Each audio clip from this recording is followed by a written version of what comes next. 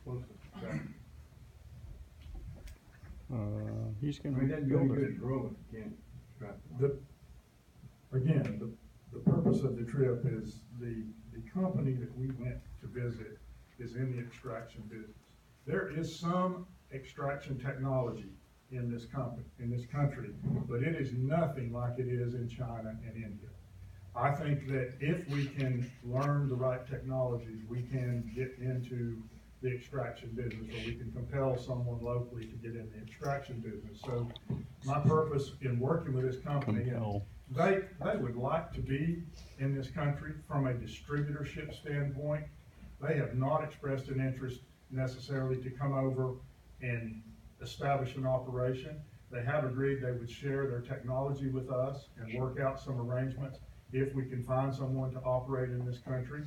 They will be here on the 21st of May to further discuss these options, but as yet, we have not made any formal proffers from either side, other than both sides believe that there is a real market that can be created that will give us diversity.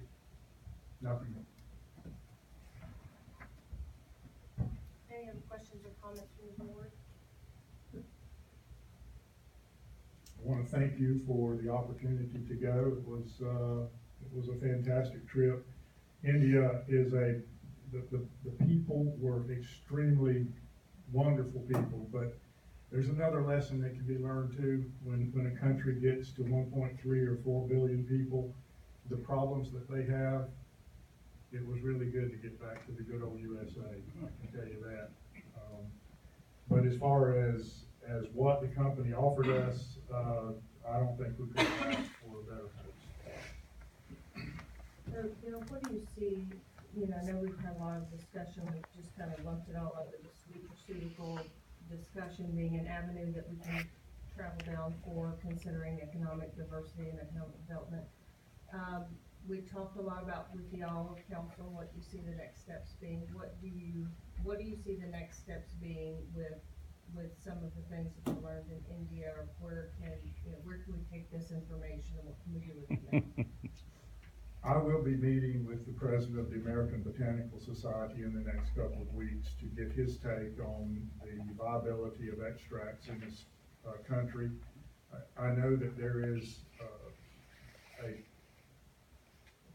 how do I say this? I know there are folks who would like to see a growth in extracts.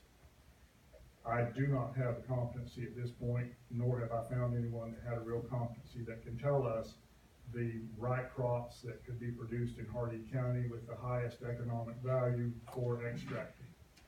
But if we continue, it's very similar to olives.